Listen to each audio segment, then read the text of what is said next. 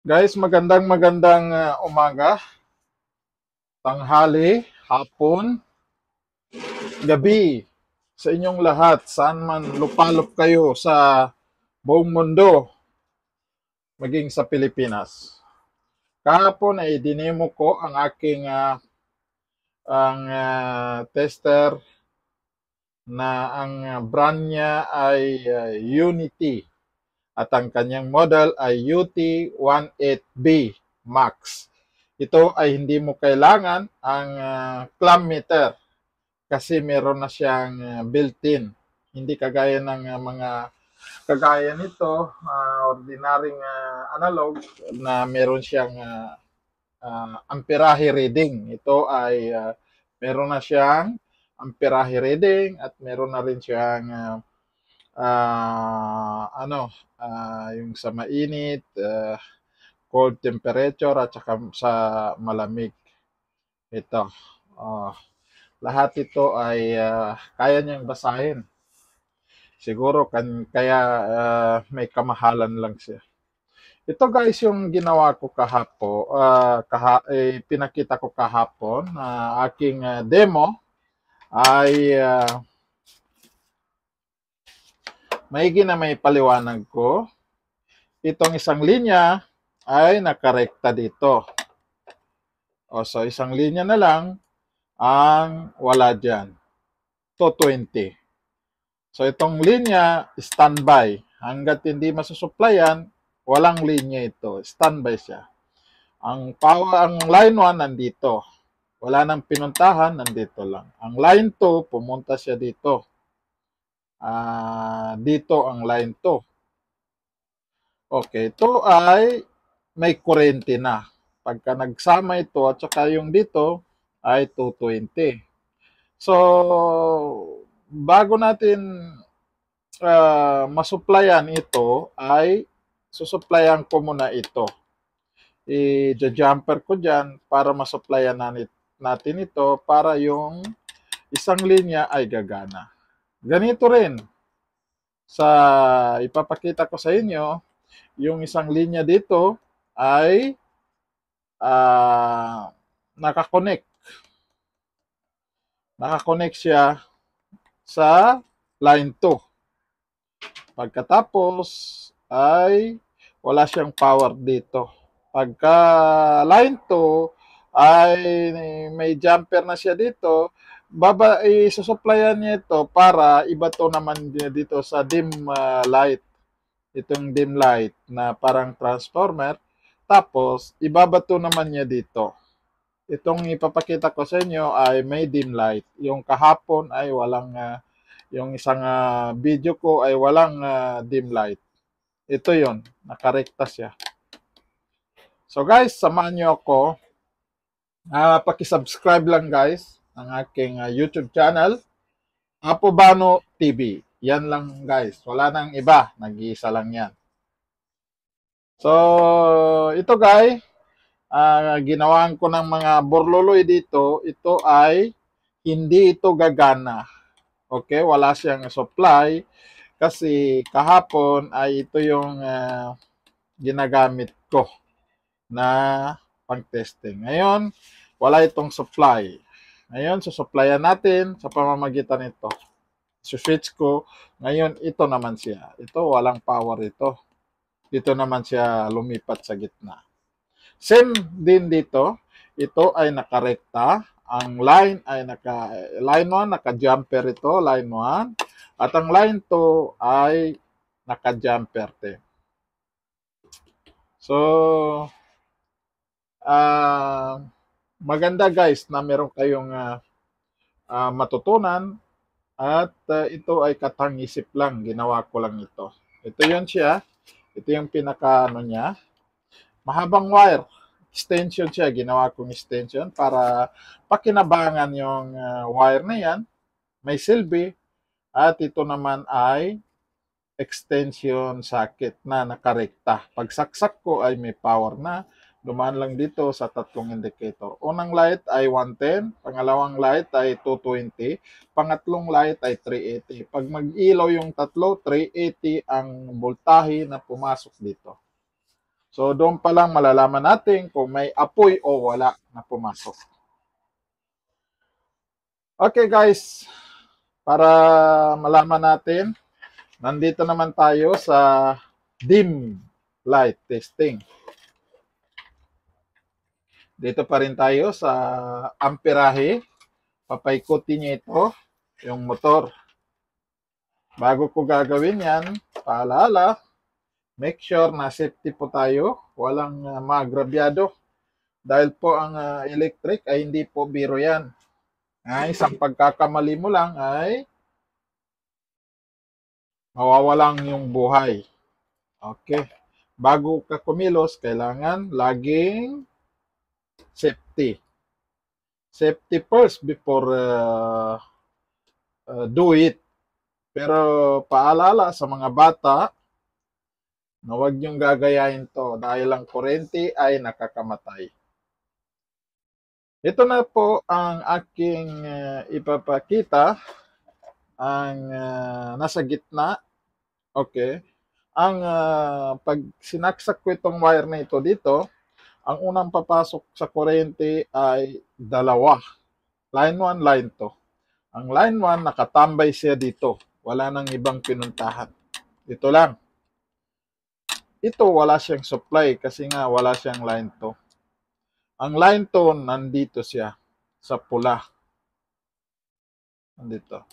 Ang gagawin ng pula ay papasok ang line 2 dito sa loob ng digital multimeter tester. At lalabas naman siya dito. Pag nabasa niya, lalabas siya dito sa isang itim na wire. At papasok siya dito. Pagpasok niya dito, ay dito naman siya mag-stay sa dim light.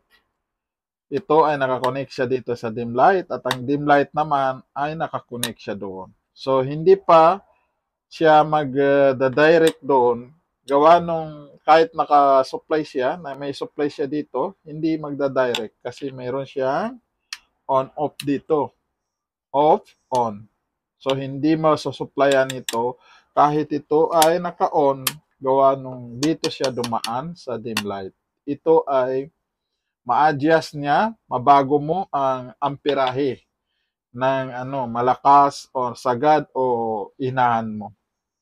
Ito guys, panoorin nyo para makita ninyo ang tunay na kalabasan ng ating paalala, ingatan at laging safety ang ating gawain dahil ito po ay nakakamatay. Hindi ito biro.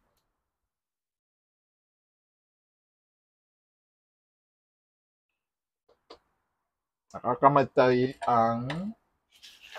Okay guys, ito ay nandyan na. So, ito naman, saksak ko. At ito naman ay sa motor. Nilagyan ko na ng borloloy para makita nyo ang ikot niya. Sigurado tatama yan dito. Pusog natin konti. Tatama talaga yan, yung palikpik niya. Okay guys, please makita ninyo. Ito guys ay nakarekta sa motor. Ito. Isaksak natin yan doon sa kanyang saksakan. Ito ay standby. Okay, nandyan na yan. Standby na siya. Naka-on na rin dito sa Pero hindi pa yan mag-supply gawa nung meron siyang on-off dito sa beam light niya. Dito. Sa dim light. Dim light switch. Okay guys, isaksak ko itong connection siya dito. Malalaman yan pagka yan ay iilaw dito. At iilaw rin nito. Let's go guys. Saksak natin. Make sure na hindi mabunot ito dahil kurente ang dumadaloy dito. i-on natin ang ating meter para malayo sa disgrasya. At ang ating meter ay naka-DC, DC amperes. Pindutin natin ang select para maging AC amperes. At makukuha natin kung gaano binabato o consume ng ating motor. So guys, i-on ko muna. Pag on ko guys, iilaw ito ang nakarekta. Ito ay may power na itong dalawa nito. Line 2. Line 1 direct. Line 2, ang line 1 nandun nakatambay. Line 2 itong pula. At iikot siya dito sa meter natin. At ibabalik niya dito. At dito niya unang isusupply. Dito wala siyang connection. Pagka inong ko yung ano na ito, dim light na ito, switch, ay magkakaroon siya ng power. Saka iikot siya. Una ay mahina. Gawa nung ano ito parang transformer lang. Pero hindi siya bagay sa motor, pang ilaw lang siya. Pero demo lang ito. Hindi naman ito pang matagalan. Okay guys, i-on ko na.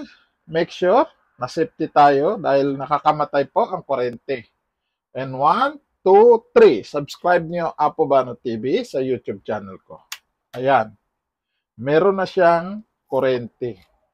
Ayan. Meron na siyang wala siyang kuryente. Gawa nung naka-switch pala yung naiwan. Ito yung magkasama at saka ito. Ito ang magkasama at saka yun. So, meron kuryente nandito. Umiikot na kanina. Guys, panoorin niyo para tayo ay makita natin ang reading ng ating amperahe. Ito ay trabaho ng isang clamp meter. Pero dito, hindi mo na kailangan ang clamp meter. Hindi mo na kailangan ang clamp meter. Makikita mo at maganda pa. Dahil ito ay mas accurate sa clamp meter. Mas maganda ito kaysa clamp meter. Dahil ito ay dumadaan ang kuryente sa kanyang system. Hindi kagaya ng clamp meter ay meron pa siyang balat. Kaya hindi po perfect o 100% ang clamp meter. Dahil nga may balat pa ito ng wire. Hindi kagaya nito na pure wire talaga. Ang dumadaan dito ay kuryente bago niya babasahin. Guys, i-on na natin tong dim light na ito para makita natin kung iikot nga siya. Ayan guys, umikot, umikot. Ayan, mahina lang siya guys, umikot. Mahina. Bakit? Bakit ang lakas?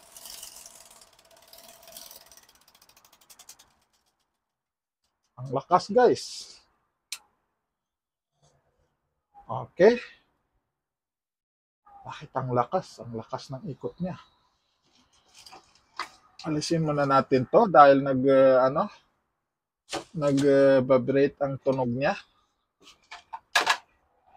So ulitin ko ulit guys para makita natin kung gaano siya kalakas. Okay guys. 1.2.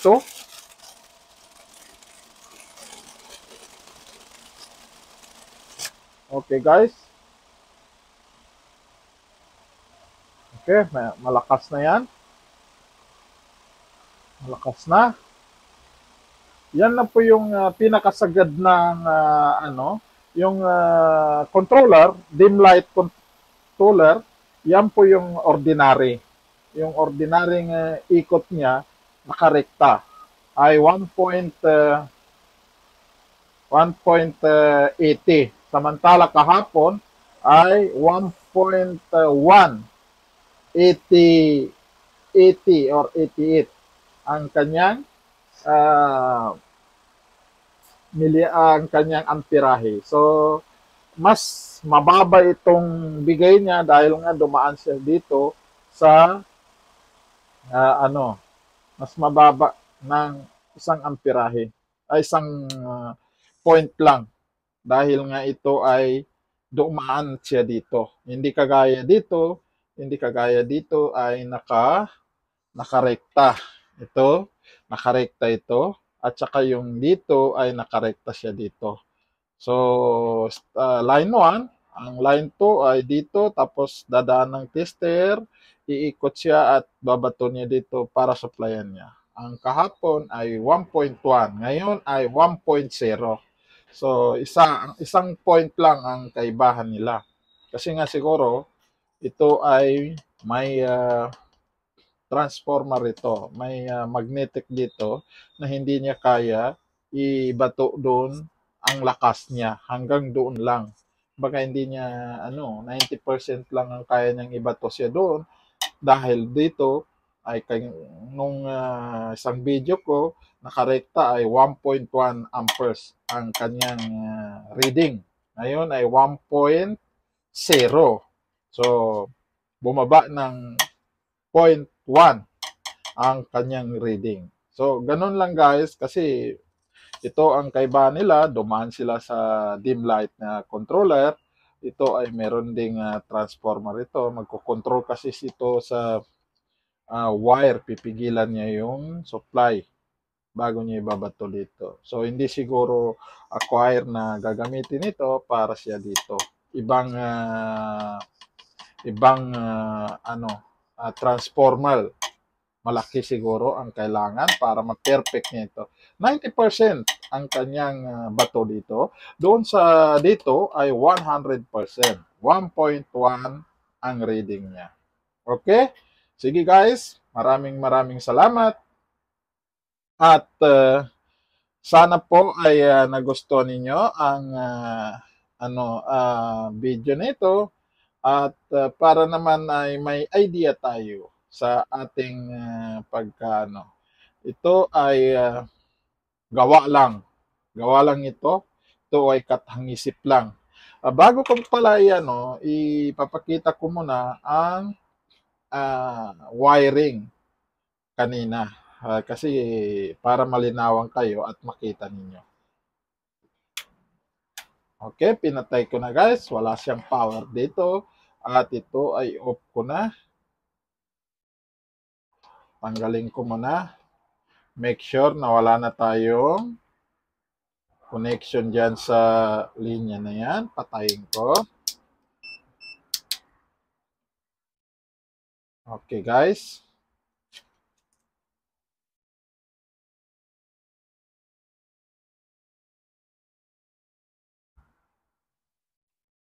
So, ipapakita ko guys, ito ay rekta. Ito. At bubuksan ko para makita ninyo. Tanggalin ko muna itong sa motor. Sa motor ito. Ito sa motor. Para makuha ninyo, napaka simple lang na wiring ito. Dahil hindi kayo malilito, tandaan ninyo, isang wire lang ang pumasok dito sa apat na paa na ito. Yung isa ay nakatambay. Dito naman, yung isa ay kinonek ko siya dito. At ang isa dito ay nakarekta sa isang paa. Ito guys, para maano nyo, paano ako nag-wiring. Yung isang linya nito guys, isang linya ay nakatambay lang sa isang line 1 na outlet natin sa 3 pin. Kinabit ko yung dito, yung sa pinaka dito, yung yellow na yan, dito yun. So, nakarekta yan. So, yung pangalawa naman dito ay nakakabit siya doon sa isa, sa line 2. Line 2. Kaya doon siya, pagka na-select dito siya, tatakbo na yun, tatakbo na siya sa line 2. So, mahirap po magkaroon ng dito dahil nga sa ang ano nito ay isang linya lang. Ito naman sa ilaw, itong sa ilaw, sa monitoring nito, para mayroon makikita mo na may power. Yung line 1, nakakabit, nakarekta, at saka line 2 ay nandito sa kulay blue. Ang supply ay ito, brown at saka blue. Yung brown ay nakakonect siya dito at ang blue ay nakakonect siya dito. So, rekta yan. Once na nakasaksak itong power nito, mag-indicate siya kung anong kurente ang nasa loob. Kahit hindi mo ni-tester dahil meron siyang 3 leg. Ang unang ilaw na iilaw ay 110. Pangalawang iilaw ay 220. Pangatlong iilaw ay 380.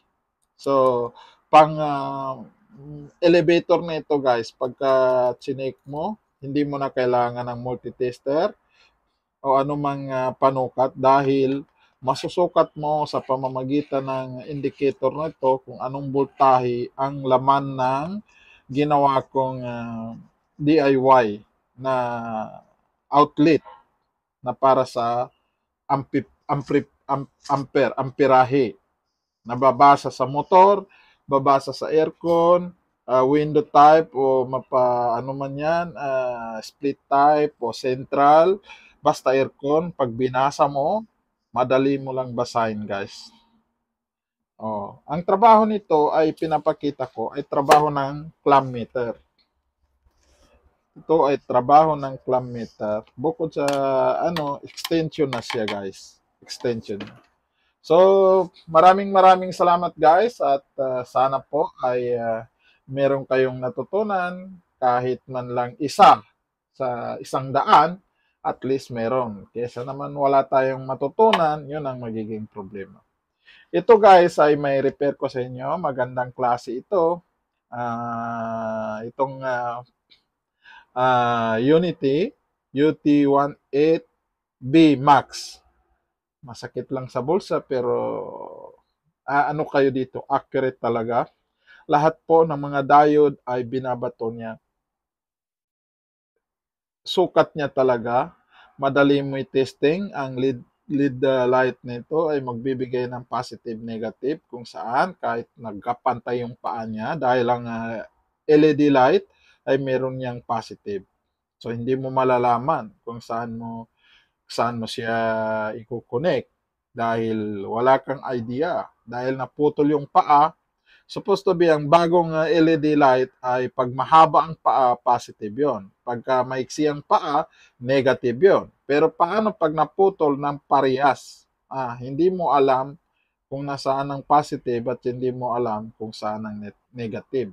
So, sa pamamagitan ng tester nito ay makikita mo na saan ang positive at ang negative. Iilaw yan kung saan nakapasok yung positive. Ganun lang yon. So, magandang klase ito guys at matuto kayo dahil ako ay pinipilit ko ang aking sarili kahit ako'y matanda na matuto at para meron man na masisira ay maayos ko. Hindi na kailangan dalhin pa doon sa gumagawa. Hindi naman lahat po ng gumagawa. Meron din na gumagawa ay nananaga. Pero bato-bato sa langit, tamaan, huwag magalit. So, ganun lang yung guys. Hindi lahat. Merong mabait na technician at meron naman mapagsamantala. Hindi lahat. Pero nasa sayo yun kung patusin mo o patulan mo. So maraming salamat guys at sana po ay subscribe nyo ang aking munting channel, YouTube, Apobano TV. Sana po ay tulungan nyo ako para sa aking vlogger na sana ay kahit hindi ko na pangarap kumita, kahit man lang meron kayong subscriber, like, comment, at pakishare na rin para po sa ating susunod na mga video ay makikita ninyo. God bless po. Mabuhay po kayong lahat.